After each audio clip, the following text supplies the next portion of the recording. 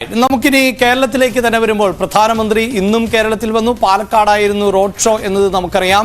എന്തുകൊണ്ട് പ്രധാനമന്ത്രി കൂടുതൽ സന്ദർശനങ്ങൾ കേരളത്തിലേക്ക് നടത്തുന്നു? എനിക്ക് തോന്നുന്നു മനു, ഒരു പക്ഷേ ഈ തെരഞ്ഞെടുപ്പ് പ്രചാരണത്തിന്റെ തുടക്കത്തിൽ തന്നെ കേരളത്തിൽ വന്നു പോവുക എന്നതുകൂടിയായിരിക്കാം മോദിയുടെ ലക്ഷ്യം. ഇനി ഈ അവസാന ഘട്ടത്തിലൊക്കെ എത്ര തവണ ഇവിടേക്ക് വരുമെന്നതിൽ എനിക്ക് സംശയമുണ്ട്. പക്ഷേ BJP ആണ് പ്ലാൻ തയ്യാറാക്കേണ്ടത്. എന്തായാലും തിരുവനന്തപുരവും ആറ്റിങ്ങലും തൃശ്ശൂരും പാലക്കാടും പത്തനംതിട്ടയും മണ്ഡലങ്ങൾ ആണ്. കരുത്തുറ്റ പോരാട്ടം അല്ലെങ്കിൽ ശക്തമായ ത്രികോണ മത്സരം മുന്നോട്ട് വയ്ക്കാൻ പറ്റും എന്ന് BJP പ്രതീക്ഷിക്കുന്നത്. ഇവിടെ നിന്ന് അക്കൗണ്ട് തുറക്കുക എന്നത് തന്നെയാണല്ലോ BJPയുടെ ലക്ഷ്യം. BJPക്ക് ഇപ്പോൾ ഒരു വലിയ പ്രതീക്ഷ തിരുവനന്തപുരം മണ്ഡലത്തിൽ ഉണ്ട്. കാരണം കഴിഞ്ഞ കുറച്ചു കാലമായി അവിടെ BJPക്ക് ഒരു സോളിഡ് വോട്ട് ബേസ് ഉണ്ട്. അപ്പോൾ 2009 നമുക്ക് കാണാൻ കഴിയുന്ന 11% വോട്ടായിരുന്നു തിരുവനന്തപുരത്ത് ഉണ്ടായിരുന്നു, 11.4. അത് 2014 ആകുമ്പോഴേക്കും അത് 32% ഉയർന്നു. കഴിഞ്ഞ തവണ ഒരു ചെറിയ തിരിച്ചടി BJPക്ക് നേരിട്ട് കുറച്ച് വോട്ട് കുറഞ്ഞെങ്കിലും ആ ബേസ് വോട്ട് 31%, 31.4% വോട്ട് അവിടെ നിലനിർത്താൻ കഴിഞ്ഞു. പിന്നെ അതേപോലെ തന്നെയാണ് പത്തനംതിട്ടയിൽ 7% വോട്ടുണ്ടായിരുന്ന എടുത്തുനിന്ന് അടുത്ത തവണയായപ്പോൾ അത് 16%. കഴിഞ്ഞ തവണ അത് 29%. തൃശ്ശൂരിലും നമുക്ക് ഈ ഒരു ഗ്രോത്ത് കാണാൻ സാധിക്കും. അവിടെ 6% വോട്ടുണ്ടായിരുന്നത് പിന്നെ അടുത്ത തെരഞ്ഞെടുപ്പായപ്പോൾ 11.2%. കഴിഞ്ഞ തെരഞ്ഞെടുപ്പിൽ സുരേഷ് ഗോപി അതിനെ 28.3 ഉയർത്തി. അതേപോലെ തന്നെ പാലക്കാട് ഇന്ന് പ്രധാനമന്ത്രി റോഡ് ഷോ നടത്തിയ ഒരു സ്ഥലം, പാലക്കാട് നഗരത്തിൽ BJPക്ക് അവിടെ നഗരസഭയൊക്കെ പിടിച്ചെടുക്കാൻ കഴിഞ്ഞു. ടൗണിൽ വലിയൊരു ശക്തിയായി മാറാൻ കഴിഞ്ഞു. മലമ്പുഴയിൽ അവിടുത്തെ ഇപ്പോഴത്തെ BJP സ്ഥാനാർത്ഥി കൃഷ്ണകുമാർ മത്സരിക്കുന്ന സമയത്ത് അവിടെ 2ാം സ്ഥാനത്ത് വരാൻ കഴിഞ്ഞു. അതൊരു വലിയ നേട്ടമായി BJP ഉയർത്തി കാണിക്കുന്നു. പക്ഷേ അവിടെ വോട്ട് ശതമാനം ഒരല്പം പാർലമെന്റ് എടുക്കുമ്പോൾ കുറച്ച് കുറവാണ്.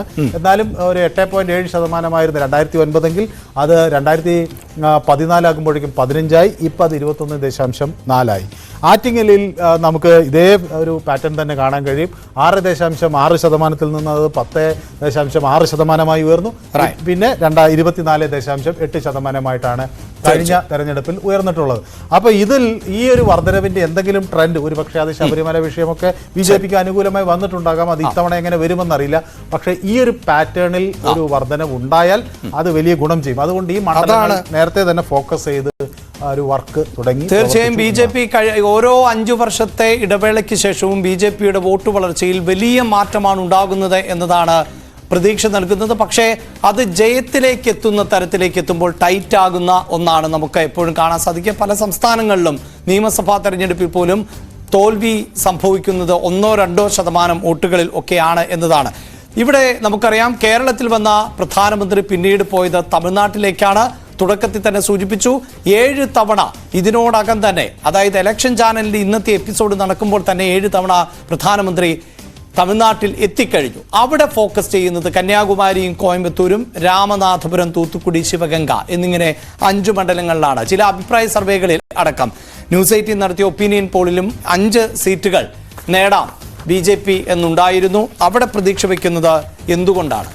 അത് നമ്മളിപ്പോൾ ഫോർ എക്സാമ്പിൾ കന്യാകുമാരി എടുക്കുകയാണെങ്കിൽ അവിടെ പിന്നെ നമ്മുടെ വിജയ് വസന്താണ് കഴിഞ്ഞ തെരഞ്ഞെടുപ്പിൽ അവിടെ നിന്ന് ജയിച്ചത്. അത് ഒരു ഇടക്കാല തെരഞ്ഞെടുപ്പിലാണ് ജയിച്ചത് 2021. അതിനു മുമ്പ് 2019 അദ്ദേഹത്തിന്റെ പിതാവ് H വസന്തകുമാർ ആണ് അവിടെ നിന്ന് ജയിച്ചു വന്നിട്ടുള്ള ഒരു സ്ഥാനാർത്ഥി. ഈ 2 ഉപതെരഞ്ഞെടുപ്പിലും 2ാം സ്ഥാനത്ത് എത്തിയത് പൊൻ രാധാകൃഷ്ണനാണ്. അപ്പോൾ അവിടെ 39.92% വോട്ടുകൾ അവിടെ ഈ BJPക്ക് ഏറ്റവും ഒടുവിൽ കിട്ടി. അപ്പോൾ അവിടെ ജയിച്ച സ്ഥാനാർത്ഥിക്ക് കിട്ടിയത് 52%, വലിയ മാർജിനിലാണ് ജയിച്ചത്. കാരണം അദ്ദേഹത്തിന്റെ പിതാവിന്റെ മരണവും ആ ഒരു കാര്യവും ഒക്കെ ഉള്ളതുകൊണ്ടും അദ്ദേഹത്തിന് വിജയിക്കാൻ കഴിഞ്ഞിട്ടുണ്ട്. എന്നിട്ടും അതിനു മുന്നേ അദ്ദേഹത്തിന്റെ പിതാവ് വസന്തകുമാർ ജയിച്ചത് 59% വോട്ട് വാങ്ങിച്ചുകൊണ്ടാണ്.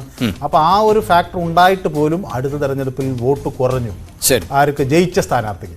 അതുകൊണ്ട് തന്നെ ഇന്ത്യൻ നാഷണൽ കോൺഗ്രസിന്റെ സ്ഥാനാർത്ഥിയാണ് അവിടെ ജയിച്ചത്. അപ്പോൾ കോൺഗ്രസ് സ്ഥാനാർത്ഥിയുടെ വോട്ട് കുറഞ്ഞു എന്നത് BJP ഒരു ക്ലിക്കായി കാണുകയാണ്. പൊൻ രാധാകൃഷ്ണൻ ഒരു തവണ വിജയിച്ച മണ്ഡലമാണ്.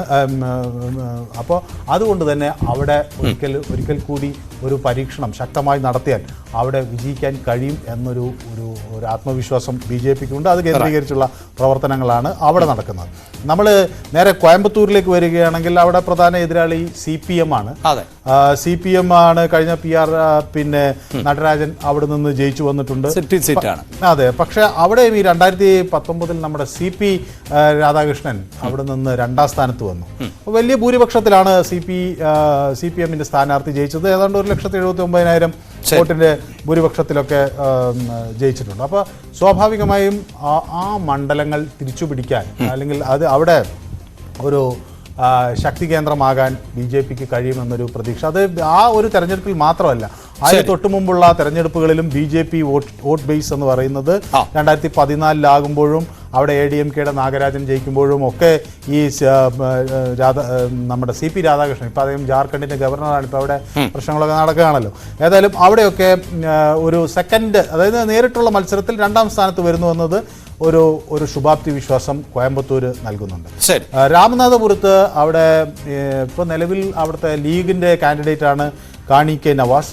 കാണി കെ നവാസിനോട് ഒരു ഏറ്റുമുട്ടുന്നത് നൈനാർ പിന്നെ നാഗേന്ദ്രയാണ്. നാഗേന്ദ്രയും ഇതുപോലെ കഴിഞ്ഞ തെരഞ്ഞെടുപ്പിൽ 2ാം സ്ഥാനത്ത് വന്നിട്ടുണ്ട്. വോട്ട് ഒരു വലിയ വ്യത്യാസം ഉണ്ട് എങ്കിൽ കൂടിയും അത് നേരത്തെ അവിടെ നിന്ന് 1,71,000 വോട്ടുണ്ടായിരുന്ന BJPക്ക് അത് കഴിഞ്ഞ തെരഞ്ഞെടുപ്പിൽ 3,42,000 ഉയർത്തി കൊണ്ടുവരുവാൻ കഴിഞ്ഞു എന്നതാണ് ഒരു പ്രധാന ഘടകം.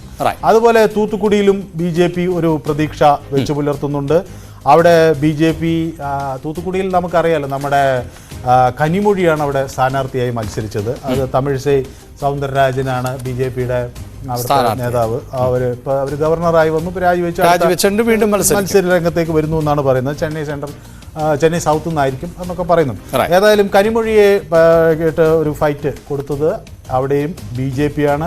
BJPക്ക് പക്ഷേ കനിമൊഴി ജയിച്ചത് 3,47,000 വോട്ടിന്റെ ഒരു ഭൂരിപക്ഷത്തിലാണ്.